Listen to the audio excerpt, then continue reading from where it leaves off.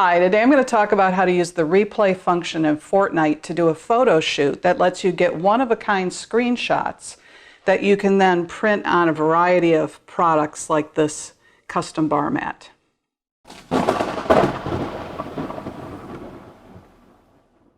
Hi, welcome to Gray Lightning, my video blog about making things and playing games. And for a long time now, I've liked to take screenshots from my favorite video games and use them in my projects. But Fortnite has really allowed me to take this to a whole new level for two reasons. First of all, there's something called creative mode, where you can go in either to your own island that you build from scratch, or you can go into the main game island alone or with friends, and you can stage your own production with no one else on the island but you, no one shooting at you, which is very helpful. Then you can save that playthrough, and here's the second important thing. You can rewatch it through the replay function.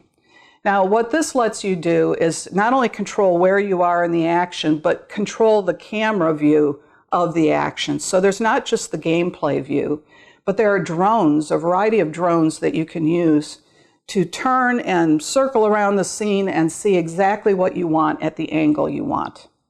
When you get something you like, you can hide the heads-up display, take a screenshot of that in beautiful high resolution, and pull those images into a photo editor that you can then add text to. You can manipulate them in any way you want to in the photo editor, and then create images that you can send away to a service like the one I use, Bags of Love, to print on an incredible number of things. This is a bar mat.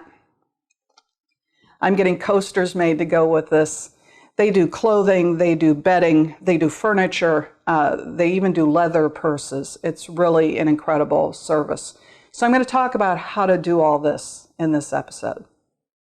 The first thing you need to do is make sure that creative mode replays are being recorded. So go into settings and turn record creative mode replays on. Now you're ready to record your photo shoot.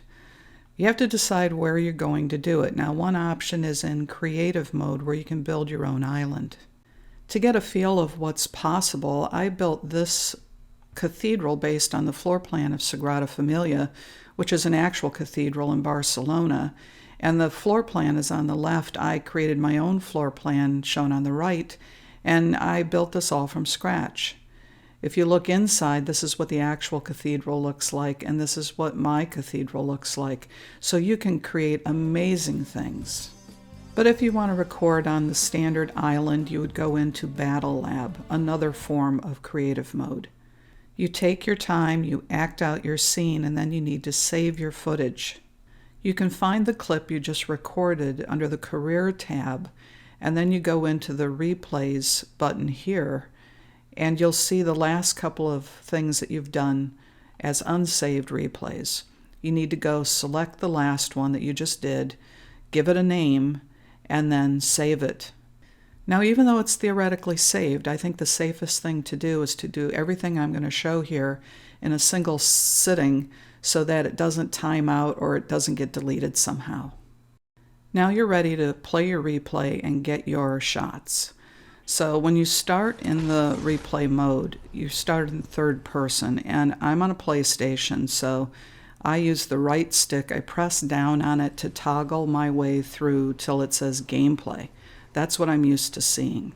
And then I'm going to speed it up by pressing up on the directional pad till I get to this 4x speed, and I just zip through till I get to a part that I think is interesting and where I might want to take some screenshots. Now, right now, we're following my character, but if I did this with friends, I could go to this place here and I could move back and forth between the different people who are playing.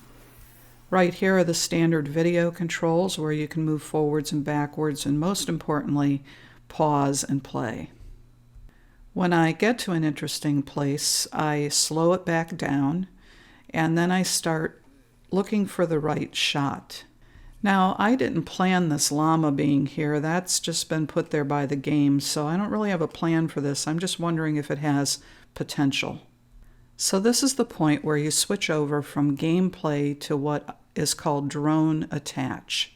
Now, There are multiple settings here, but this is the one I've found that works best for me, and that puts the camera on a drone that you control with these settings, just like it's another actor in the scene. You move it around with the left stick, you tilt the way it's looking with the right stick, you adjust the height by the triggers, and you can zoom in and out with the bumpers. But this llama has landed in a pretty uninteresting place, so after looking at it, I decide there's not much potential here, and I move on to the part that I've really staged intentionally for my photo shoot. Now, those of you that have been watching my channel for a while probably know that I love lighthouses, and there happens to be a great lighthouse here on the island. And so my intention is to get up on top of the house that's in front of the lighthouse and shoot some pictures. I build my ramp in the back so it doesn't show up in my photos. And then when I'm on the roof, I switch back over to drone attach and I start moving the camera to get my angle. If you look closely at the beautiful artwork that's used for loading screens in the game, you'll see that these upshots that I'm trying to stage here are a great way to get some real movement and drama into your picture. I've put the video speed at slow motion so I can just inch forward to get exactly what I'm looking for.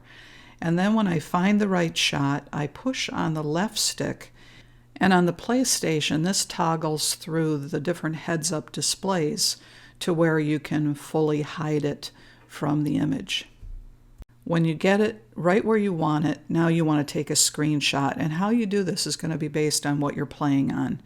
First, check your settings and make sure you're getting the highest resolution possible for your screenshots.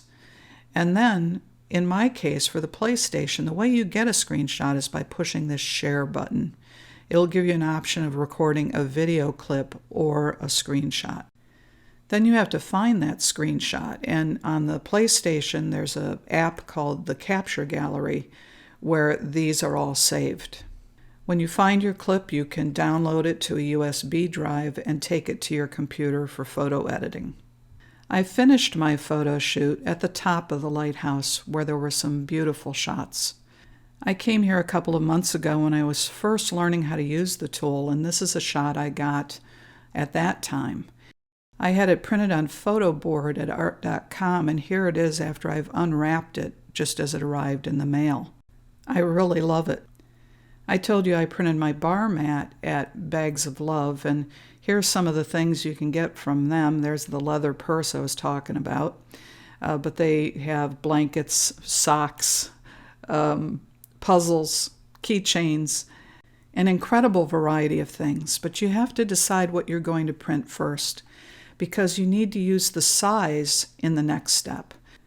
So here I am in Photoshop. I'm going to create a new document, and I'm going to set the size of this to be the size of whatever I'm printing on. So you put the dimensions and the width and height, and since I'm working in inches, I set the resolution in pixels per inch. Now 300 per inch is very high resolution, very high quality printing. The lowest you'd really want to go is 150 per inch. So I'm going to put in some trial dimensions here, 20 by 16, and then I'm going to see how my image looks in that setting. So it creates a document the size I've requested. I grab a screenshot and I pull it over into that document and drop it, and it's really small. This is the highest resolution I could get, and it's too small. I can make it bigger, but I can't make it a lot bigger. So now my next choice is to say, okay, let's drop the resolution from 300, which is ideal, to 150, which is still good, but obviously lower resolution. I create that document. I'm going to pull the same image over into it and see how it looks. And it's a much more reasonable fit. I'm going to be able to size this up, and I can zoom in and take a close look at it, and the resolution I see is what I'm going to get in my print. If I like the way it looks, I'm going to like the way it prints. The resolution I got from my PlayStation Pro did a really nice job on this 24-inch by 36-inch piece, And this is only $70 today, shipped free at art.com. Resolution's not a problem at all for a small item like this bar mat. It was $45, including shipping, because it came from the UK. It only took 5 days for them to get it to me. I have lots of other great projects for gaming and gamers. If you're interested, please subscribe to my channel.